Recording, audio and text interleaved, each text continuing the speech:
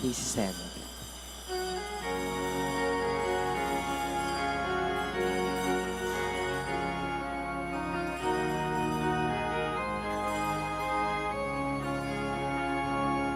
Masaya nating ipaghanap dating ng manunubos sa kapagligtas natin. Tuwirin mga landas, mga alitan ay tapusin sapagkat si Kristo'y darating. Tuwirin mga landas, mga alitan ay tapusin sapagkat si Kristo'y darating.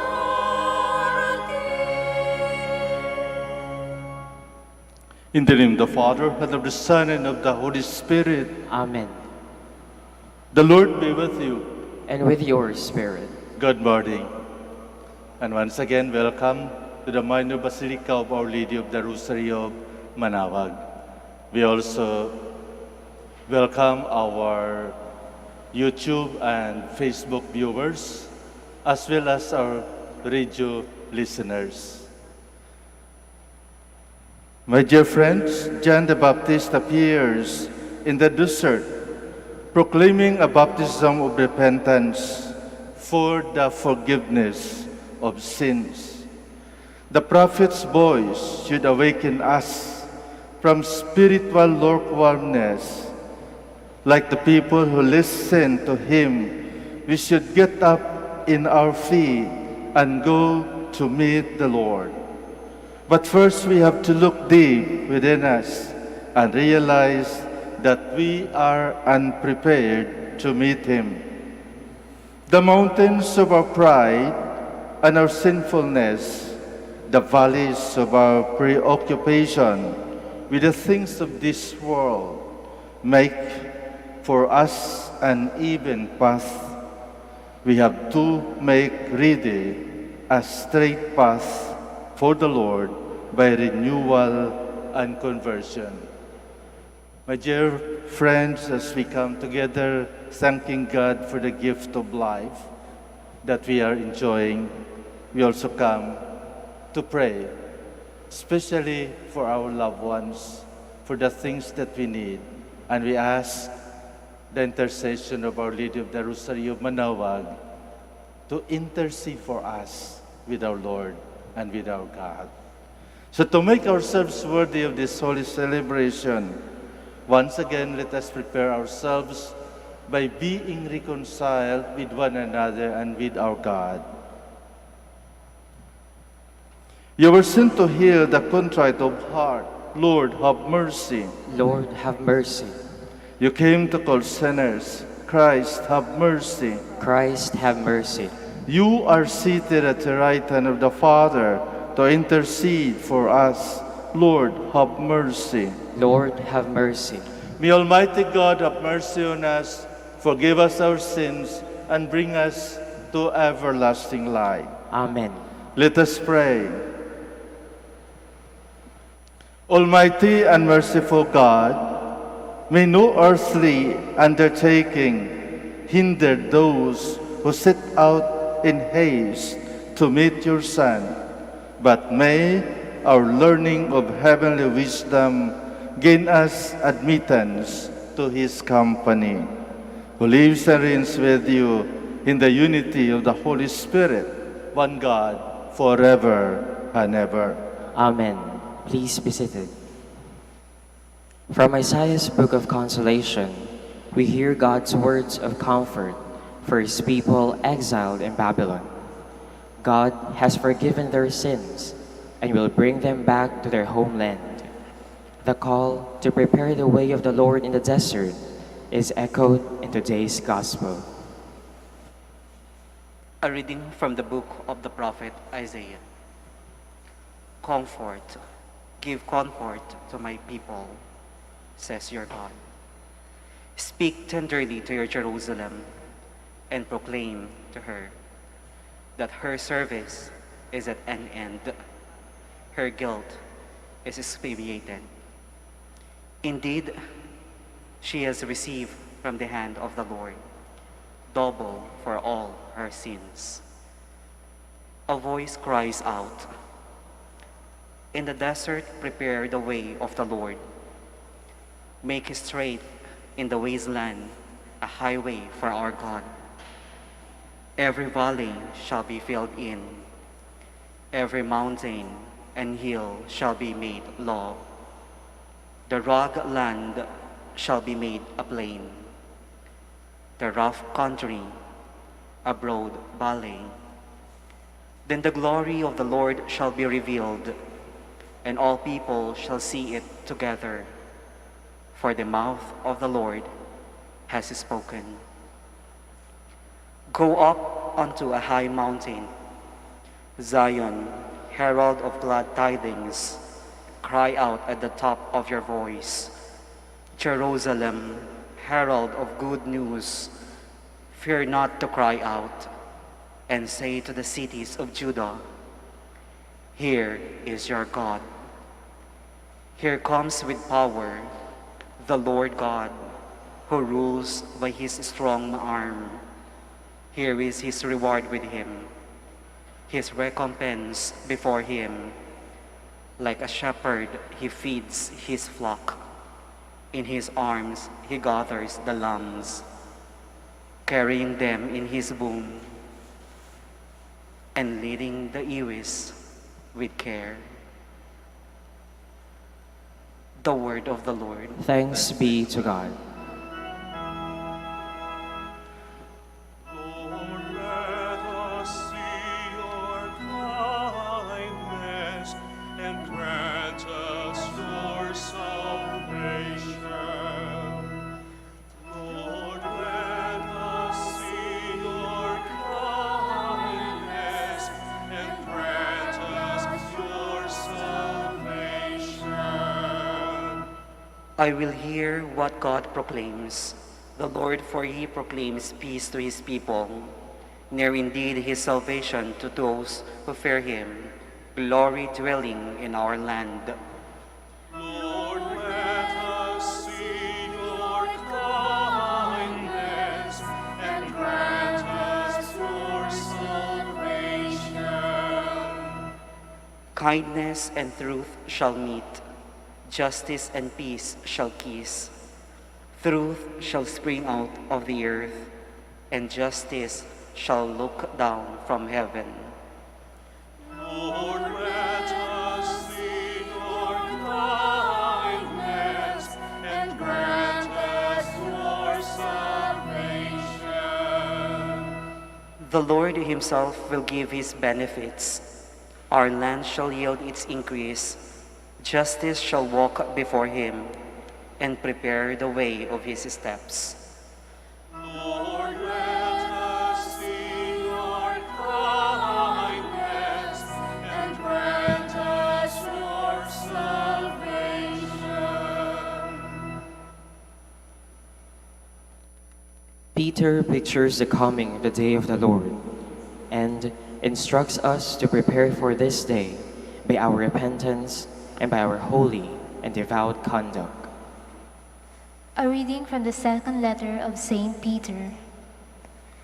Do not ignore this one fact, beloved, that with the Lord 1 day is like 1,000 years, and 1,000 years like 1 day. The Lord does not delay his promise, as some regard delay, but he is patient with you, not wishing that any should perish, but that all should come to repentance. But the day of the Lord will come like a thief, and then the heavens will pass away with a mighty roar, and the elements will be dissolved by fire, and the earth and everything done on it will be found out. Since everything is to be dissolved in this way, what sort of persons ought you to be, conducting yourselves in holiness and devotion, waiting for and hastening the coming of the day of God, because of which the heavens will be dissolved in flames, and the elements melted by fire. But according to his promise, we await new heavens and a new earth, in which righteousness dwells. Therefore, beloved, since you await these things, be eager to be found out without spot or blemish before him, at peace. The word of the Lord. Thanks be to God. Please stand. Alleluia, alleluia, alleluia. Alleluia, alleluia, alleluia, alleluia. Prepare the way of the Lord, make straight his paths. All flesh shall see the salvation of God. Alleluia, alleluia, alleluia. Alleluia, alleluia, alleluia, alleluia. The Lord be with you. And with your spirit. The beginning of the gospel of Jesus Christ, the Son of God, according to Mark. Glory to you, O Lord. As it is written in Isaiah the prophet, Behold, I am sending my messenger ahead of you. He will prepare your way, a voice of one crying out in the desert, Prepare the way of the Lord, make straight his path. John the Baptist appeared in the desert, proclaiming a baptism of repentance for the forgiveness of sins. People of the whole Judean countryside and all the inhabitants of Jerusalem were going out to him and were being baptized by him in the Jordan River as they acknowledged their sins. John was clothed in camel's hair with the leather belts around his waist. He fed on locusts and wild honey, and this is what he proclaimed. One mightier than I is coming after me. I am not worthy to stoop and loosen the thongs of his sandals. I have baptized you with water. He will baptize you with the Holy Spirit. The Gospel of the Lord. Praise to you, Lord Jesus Christ. Please be seated.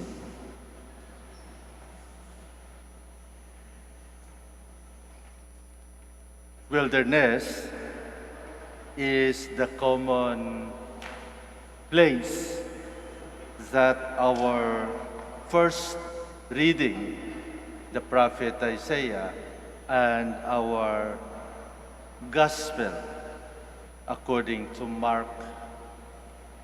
And talking about wilderness, we associate so many things. Doon makikita natin yung mga wild animals, very dangerous animals, or a very vast place, no people, no inhabitants. It might be so dangerous, especially for newcomers.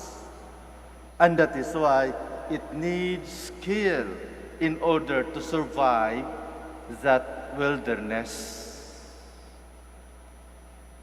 You have to associate the things around and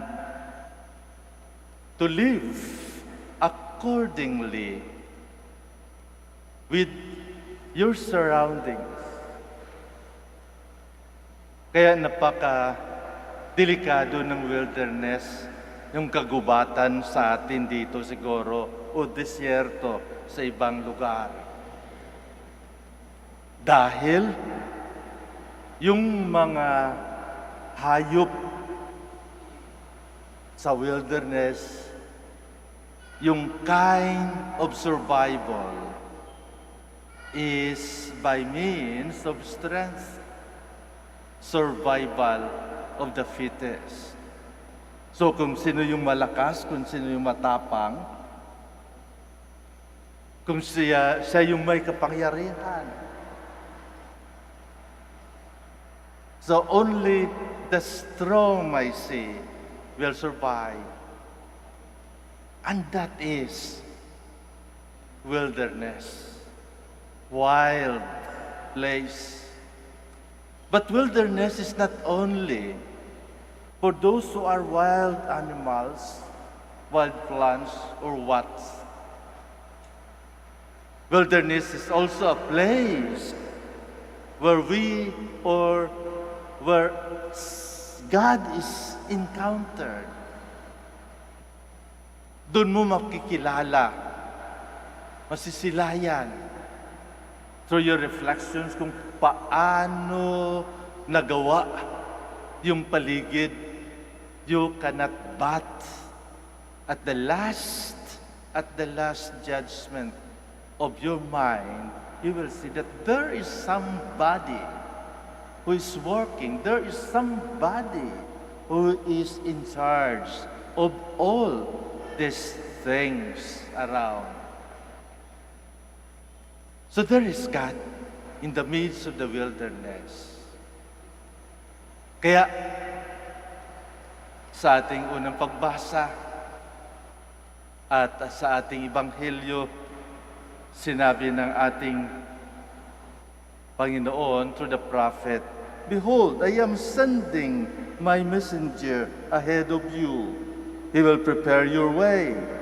A voice of one crying out in the desert, prepare the way of the Lord, make straight his path."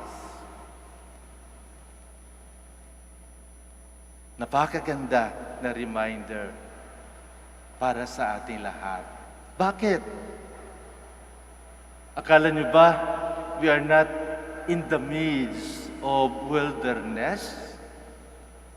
Tayo rin. Actually, nasa gitna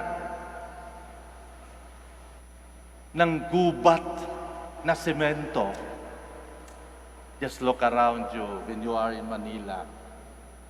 Hindi kahoy makikita nyo, kundi mga konkreto na mga buildings na parang forest na rin.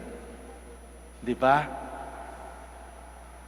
It is a wilderness that is surrounded by concrete, iron, steel bars surrounding you. And not only that, there might be no lions, there might be no tigers, there might be no monkeys, no wild animals, but only wild people. Di ba? Wild people. Sabi natin wild people dahil yung iba, walang pakialam sa mundo. Walang pakialam sa kanilang kapwa. Pwede silang pumatay kung gusto nilang pumatay. Pwede silang magnakaw kung gusto nilang magnakaw. Gusto nilang magkidnap, okay lang, kikidnapin ka.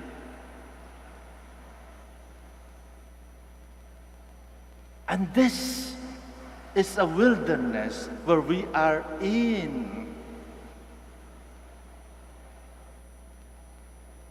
Napakadelikado.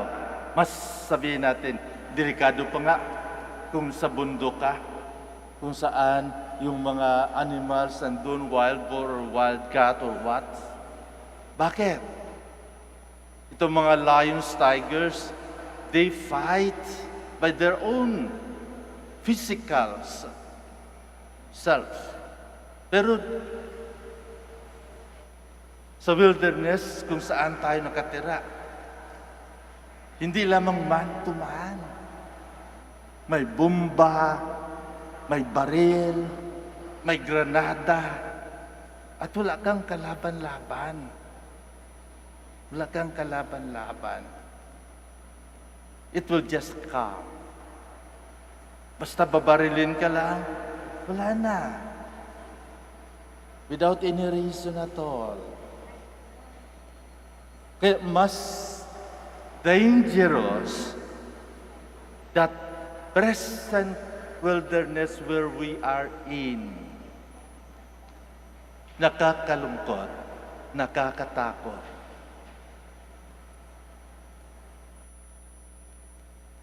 Kaya mas kailangan natin uli that voice that must come from that wilderness to remind us that we need that somebody to make once again an order.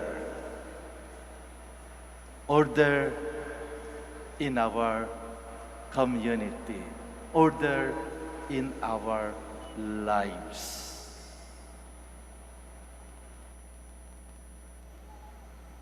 Pinatunayan na kailangan natin ng Diyos sa gitna natin.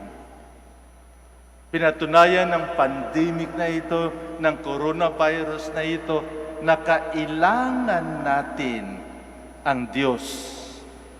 Na magbalik loob tayo sa Diyos.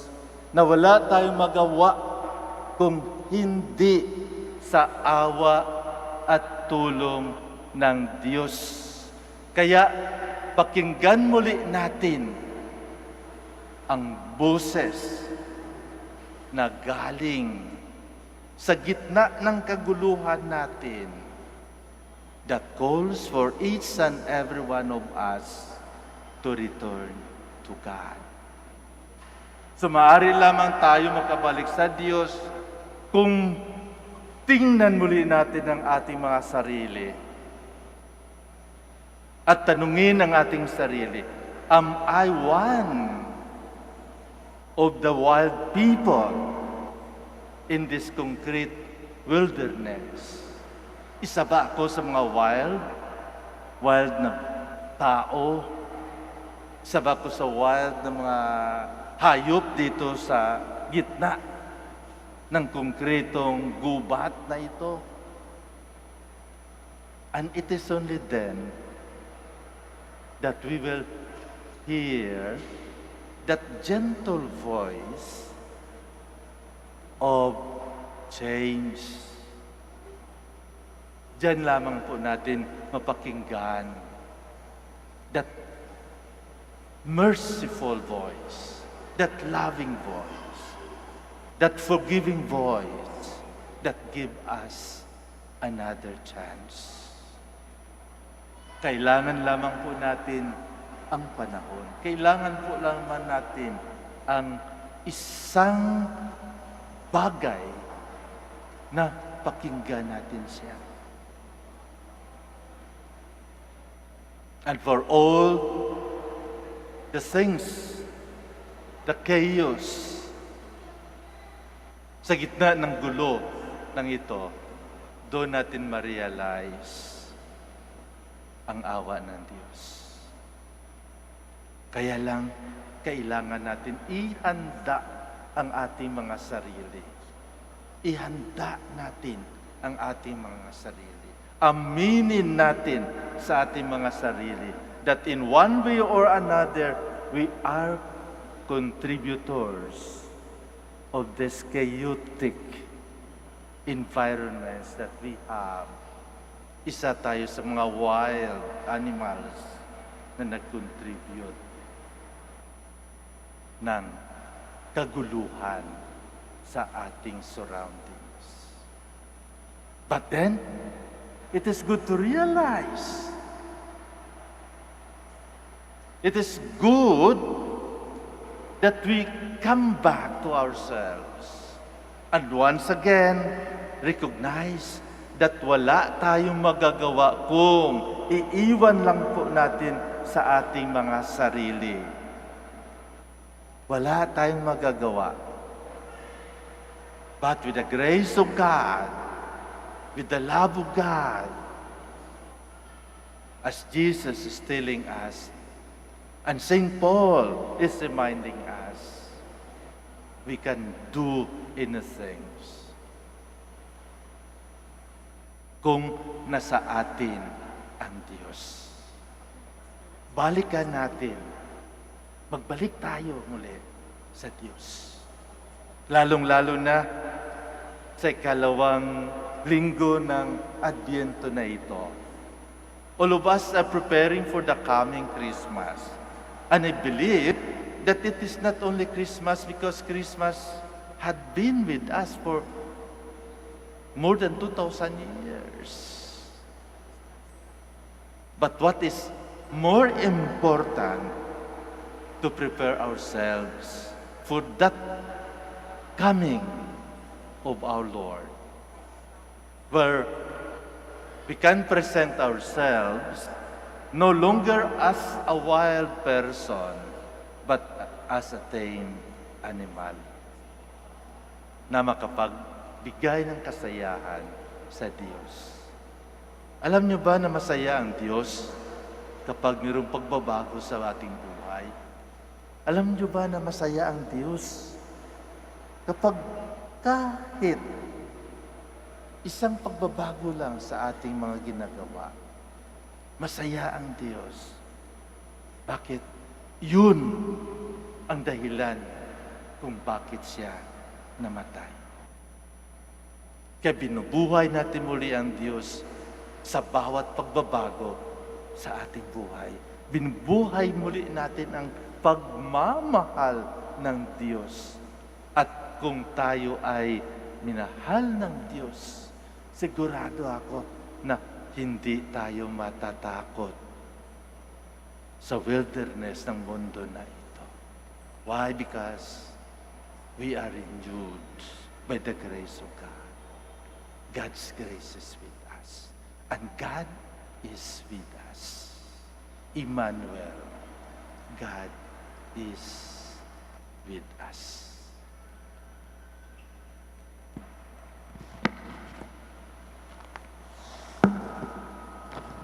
Let us all stand and let us profess our faith. I believe in one God, The Father Almighty, maker of heaven and earth, of all things visible and invisible. I believe in one Lord Jesus Christ, the only begotten Son of God, born of the Father before all ages, God from God, light from light, true God from true God, begotten, not made, consubstantial with the Father. Through him all things were made.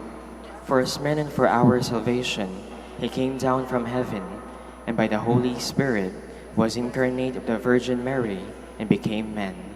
For our sake, he was crucified under Pontius Pilate. He suffered death and was buried, and rose again the third day in accordance with the Scriptures.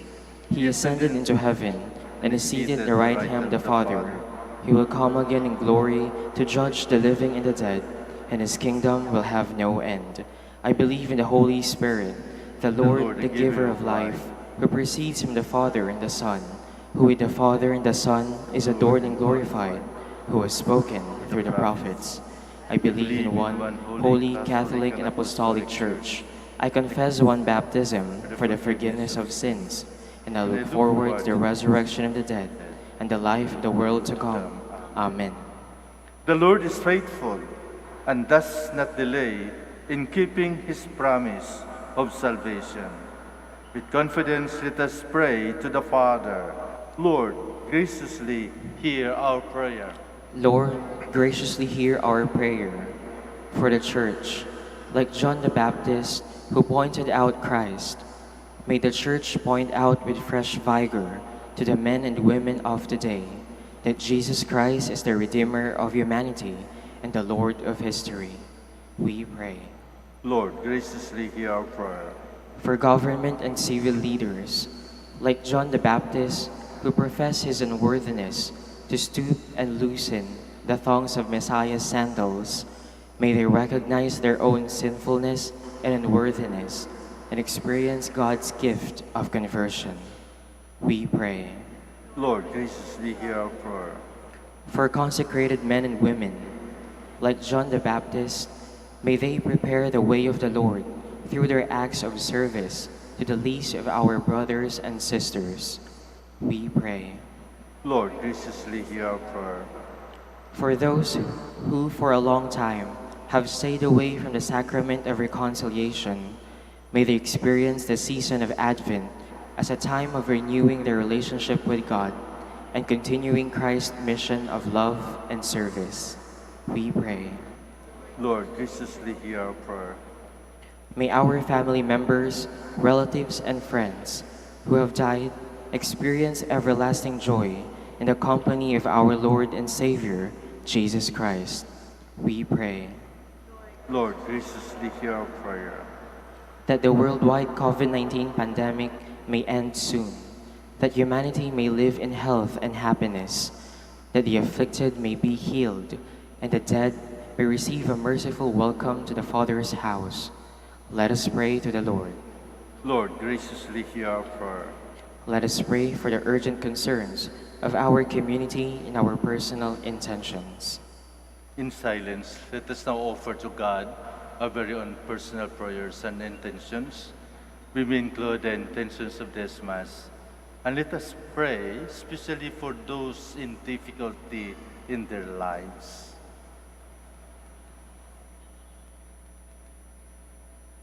Father, without you we can do nothing.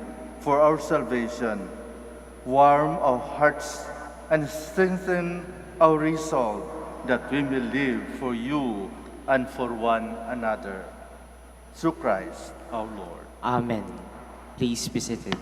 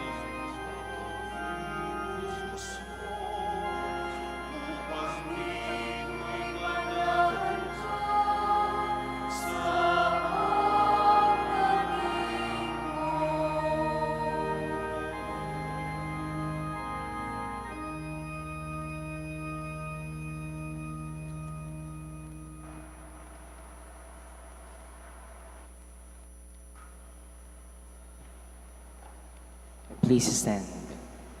Pray, my dear friends, that my sacrifice and yours may be acceptable to God, the Almighty Father. May the Lord accept the sacrifice at your hands for the praise and glory of his name, for our good and the good of all his holy church. Be pleased to Lord with our humble prayers and offerings. And since we have no merits to plead our cause, come, we pray, to our rescue with the protection of your mercy through Christ our Lord. Amen. The Lord be with you. And with your spirit, Lift up your hearts. we lift them up to the Lord. Let us give thanks to the Lord our God. It is right and just. It is really right and just, our duty and our salvation, always and everywhere to give you thanks, Lord, Holy Father, Almighty and eternal God, through Christ our Lord. For all the oracles of the prophets foretold him, the Virgin Mother longed for him with love beyond all telling. John the Baptist sang of his coming and proclaimed his presence when he came. It is by his gift that already we rejoice at the mystery of his nativity, so that we may find us watchful in prayer and exultant in his praise. And so with the angels and archangels, with thrones and dominions, and with all the hosts and powers of heaven, we sing the hymn of your glory, as without end we acclaim.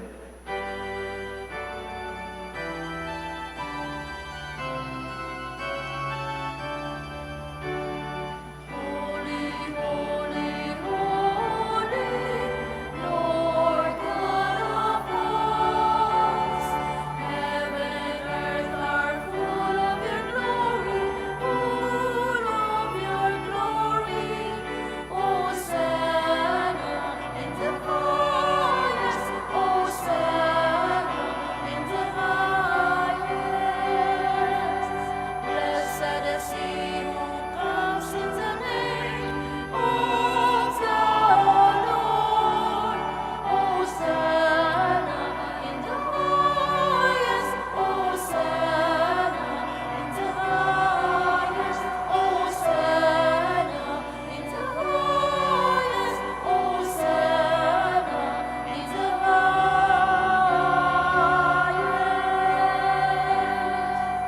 Please kneel. You are indeed holy, O Lord, the fount of all holiness. Make holy, therefore, these gifts, we pray, by sending down your Spirit upon them like the dewfall, so that they may become for us the body and blood of our Lord Jesus Christ. At the time he was betrayed and entered willingly into his passion, he took bread and giving thanks, broke it, and gave it to his disciples, saying, "Take this, all of you, and eat of it, for this is my body, which will be given up for you."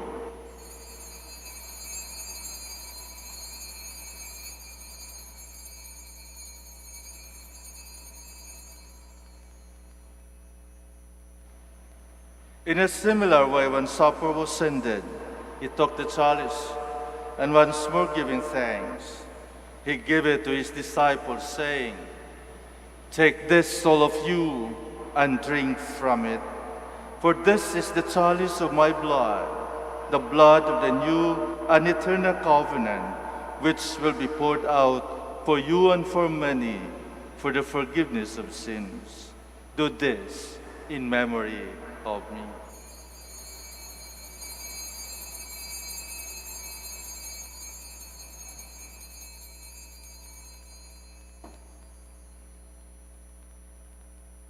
The mystery of faith. When we eat this bread, this sweetest things, we proclaim your death, Lord, until you come again. Therefore, as we celebrate a memorial of his death and resurrection, we offer you, Lord, the bread of life and the chalice of salvation, giving thanks that you have held us worthy to be in your presence and minister to you. Humbly we pray that partaking the body and blood of Christ, we may be gathered into one by the Holy Spirit. Remember, Lord, your church spread throughout the world, and bring her to the fullness of charity, together with Francis our Pope, and Socrates our Archbishop, Fidelis his assistant, the religious, and all the clergy. Remember also our brothers and sisters who have fallen asleep in the hope of the resurrection, and all who have died in your mercy. Welcome them into the light of your face. Have mercy on us all, we pray, that with the Blessed Virgin Mary, Mother of God, with Blessed Joseph, her spouse, with the blessed apostles, with our Father Saint Dominic, and all the saints who have pleased you throughout the ages, we may merit to be co-heirs to eternal life, and we praise and glorify you through your Son, Jesus Christ. Through him, and with him, and in him, O God, Almighty Father, in the unity of the Holy Spirit, all glory and honor is yours forever and ever.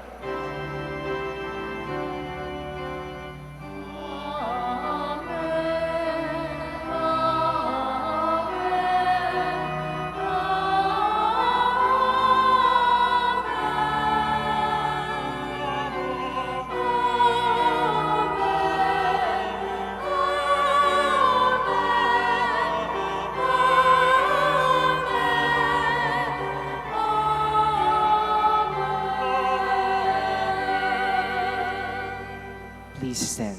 At the Savior's command and formed by divine teaching, we dare to say,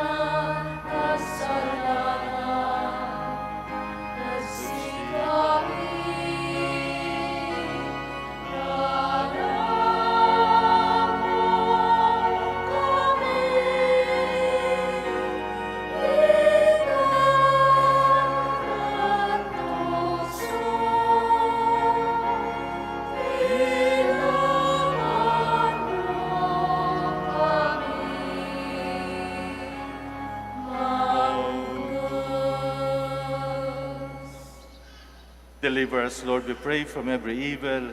Graciously grant peace in our days, that by the help of your mercy, we might be always free from sin and safe from all distress, as we await the blessed hope and the coming of our Savior, Jesus Christ. For the kingdom, the power, and the glory are yours, now and forever. Lord Jesus Christ, you said to the apostles, "Peace I left you, my peace I give you." Look not on our sins, but on the faith of your church, and graciously grant her peace and unity in accordance with your will, who live and reign forever and ever. Amen. The peace of the Lord be with you always. And with your spirit, Let us offer each other the sign of peace. peace be with you.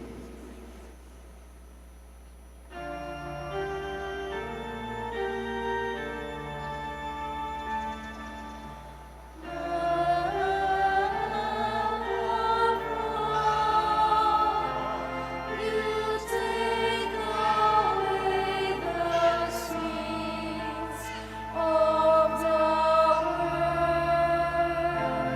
Have mercy on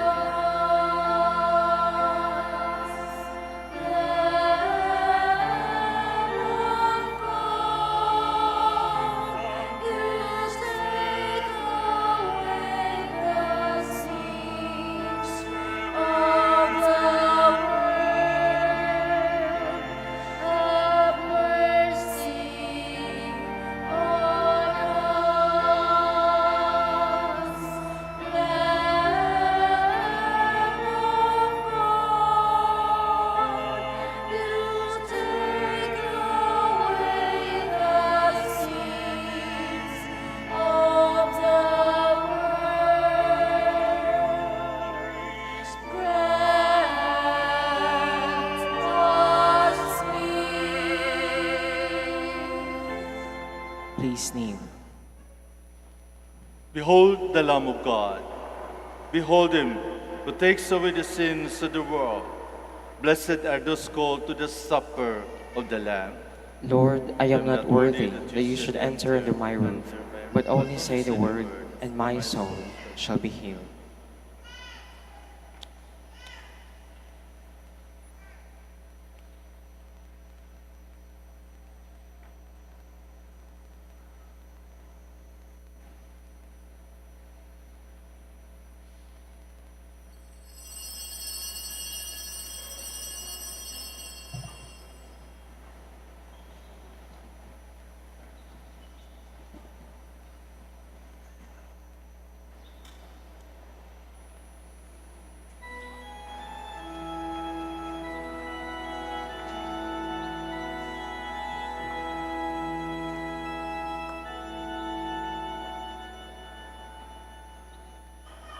Kay gulo na nga ng mundo, hirap, sakuna at lungkot, kaya't sama-sama tayo manalangin dahil darating na ang Pasko. Kay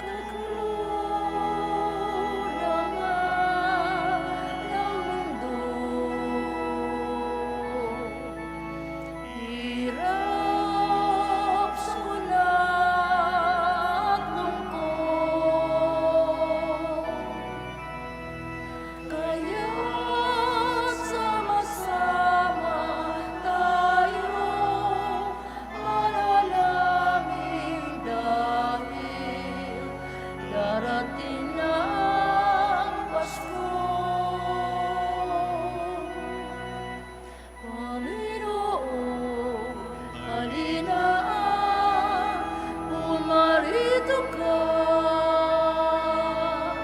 Sagipin mo ang bayan, ikaw ang pag-asa. Gabay ng mga mahihirap. Panginoon, iligtas mo ang iyong bayan.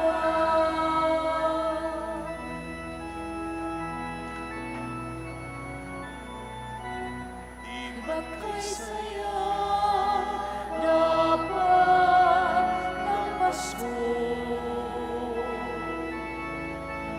kung bawat pamilya'y buo. Kaya't dinalangin natin ang bawat tahanan bago sumapit ang Pasko.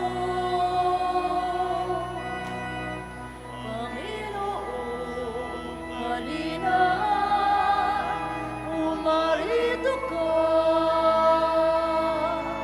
Sagipin mo ang bayan, ikaw ang pag-asa. Gabay ng mga mahihirap. Panginoon, iligtas mo ang iyong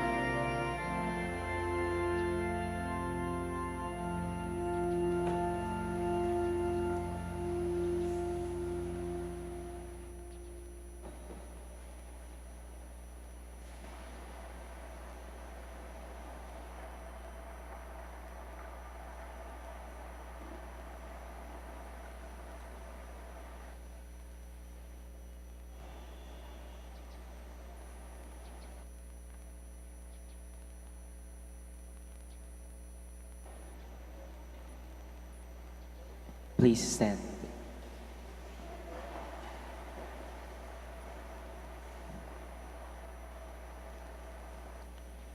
Let us pray. Replenished by the food of spiritual nourishment, we humbly beseech you, O Lord, that through our partaking in this mystery, you may teach us to judge wisely the things of earth and hold firm to the things of heaven. Through Christ our Lord. Amen. Before I give the final blessing, I would like to thank each and every one, especially for your assistance for the survival of the Minor Basilica, for your offerings. And I would like also to thank our Facebook and YouTube viewers to continue be with us, as well as our radio listeners. Maraming salamat po, at let us pray for one another, and let us be safe. The Lord be with you. And with your spirit. Bow down for the blessing. May the Almighty God, merciful God, by whose grace you have placed your faith in the first coming of His only begotten Son, and yearn for His coming again, sanctify you by the radiance of Christ's advent, and enrich you with His blessing. Amen. As you run the race of His present life, may He make you firm in faith, joyful in hope, and active in charity. Amen. So that rejoicing now with devotion at the Redeemer's coming in the flesh, you might be endowed with the rich reward of eternal life when He comes again in majesty. Amen. And may the blessing of Almighty God, the Father, and the Son, and the Holy Spirit come down on you and remain with you forever. Amen. Go forth, the Mass is ended. Thanks be to God. We will now have the blessing of our sick brothers and sisters. Kindly remember the names of your loved ones who were not able to come for this blessing. We will also bless your religious articles. Just stay in your place. Our help is in the name of the Lord, Who made heaven and earth. Let us pray. God, our Almighty Father, by your blessing you give us strength and support in our frailty. Show kindness toward our sick brothers and sisters. Free them from all illness and restore them to good health. Through the intercession of Our Lady of the Rosary of Manaoag, so that in the sure knowledge of your goodness, they will gratefully bless your holy name.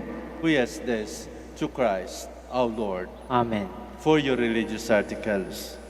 In memory of the mysteries of the life, death, and resurrection of our Lord Jesus Christ, to the honor and glory of the Blessed Virgin Mary, Mother of Christ, Mother of the Church, Our Lady of the Rosary of Manaoag, may all these rosaries, images, candles, oil, and other religious articles be blessed and made holy.